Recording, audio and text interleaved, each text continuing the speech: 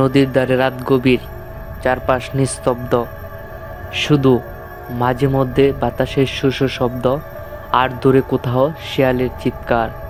ঠিক এমনই এক রাতে রফিক আর কামাল নৌকা নিয়ে নেমেছিল মাছ ধরতে, কিন্তু তারা জানতো না যে নদীতে তারা জাল ফেলতে যাচ্ছে সেখানে শুধু মাছই নেই, আছে এমন কিছু যা মানুষকে আর ফিরে আসতে দেয় না। হ্যালো এভরিওয়ান, সকলেই কেমন আছেন? আশা করি সকলেই ভালো আছেন। যারা ইউটিউব থেকে কানেক্ট হয়েছেন তারা দেখতেছেন ভূতের গল্প, আর যারা মূলত ফেসবুক থেকে কানেক্ট হয়েছেন তারা দেখতেছেন গোস্ট স্টোরি ফেসবুক পেজ। আজকে আমাদের যে গল্পটি পাঠিয়েছেন সেটা আমাদের ঢাকা থেকে শামীম নামে এক বড় ভাই পাঠিয়েছেন। উনি যেভাবে গল্পটি শেয়ার করেছেন আমি আপনাদের সাথে ঠিক একইভাবে শেয়ার করব। তবে তার আগে যারা এখনও আমাদের ফেসবুক পেজ অথবা ইউটিউব চ্যানেল সাবস্ক্রাইব করেন নাই তারা খুব দ্রুত সাবস্ক্রাইব করে ফেলুন। আর আপনারা যদি আপনাদের সাথে ঘটে যাওয়া অথবা কারো কাছ থেকে শুনেছেন এমন বৈদিক গল্প আমাদের সাথে লিখতে চান, তাহলে ডিসক্রিপশনে দেওয়া আমাদের ইমেল অ্যাড্রেস অথবা আমাদের ফেসবুক পেজের মেসেজে লিখতে পারেন, যা আমরা পরবর্তীতে কোনো একটা এপিসোডে সেটা দর্শকদের সাথে শেয়ার করব। যাই হোক, শামীম ভাই আমাদেরকে যেভাবে গল্পটি লিখেছে ঠিক একইভাবে আমি আপনাদের সাথে শেয়ার করতেছি। আসসালামু আলাইকুম আসাদ ভাই, কেমন আছেন? আশা করি ভালো আছেন। সেই সাথে ভূতের গল্প এই চ্যানেলের দর্শকদেরকেও জানাই অভিনন্দন ও শুভেচ্ছা। যাই হোক, আমি আজকে যে গল্পটি বলবো সেটি আমার এক চাচার কাছ থেকে শোনা। উনি যেভাবে বলছে আমি আপনাদেরকে সেম একইভাবে লিখছি। গল্পটি এরকম ছিল যে রাত তখন প্রায় 12টা। চাঁদের আলো নদীর জলে ছড়িয়ে পড়েছে, আর নৌকার উপর বসে থাকা রফিকের চোখে তন্দা আসছিল।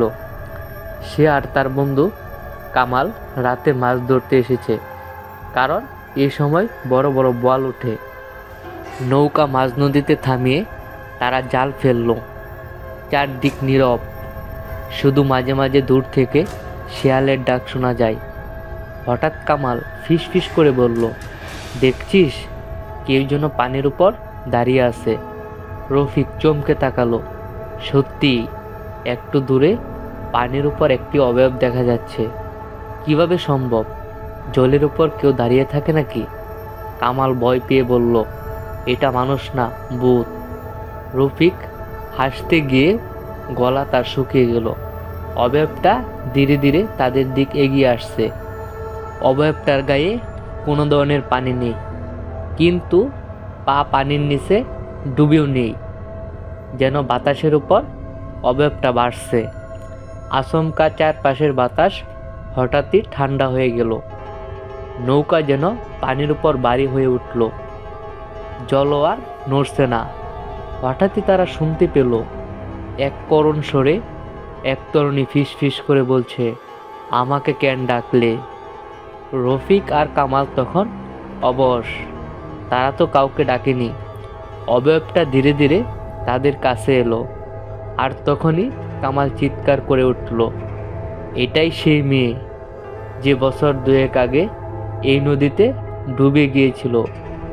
রফিকের মনে পড়ল গল্পটা। এক তরুণী নৌকা থেকে পড়ে গিয়ে নদীর স্রোতে ভেসে গিয়েছিল। তার মৃতদেহ কখনো পাওয়া যায়নি। অবয়বটা তখন একেবারে কাছে এসে পড়েছে। হঠাৎ নৌকা দুলে উঠল, আর ভুতুরে আওয়াজে একটি চাপা হাসির শব্দ ভেসে এলো। তোমরা কি জানো আমি এখনো এই নদীতেই আছি?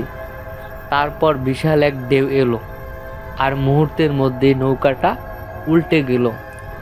রফিক আর কামাল শেষবারের মতো একে অপরের হাত ধরার চেষ্টা করলো, কিন্তু নদীর গভীর জলে তারা আস্তে আস্তে হারিয়ে গেল।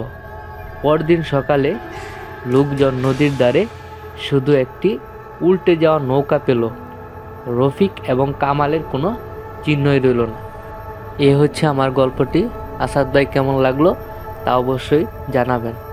যাই হোক দর্শক শ্রোতা, আপনাদের কেমন লাগছে অবশ্যই আমাদেরকে কমেন্টসের মাধ্যমে জানাবেন। আজকের মতো আমরা এখানেই বিদায় নিচ্ছি। আবারও দেখা হবে পরবর্তীতে আপনাদের নতুন একটা গল্প নিয়ে। সেই পর্যন্ত সকলে ভালো থাকবেন, সুস্থ থাকবেন। আল্লাহ হাফেজ।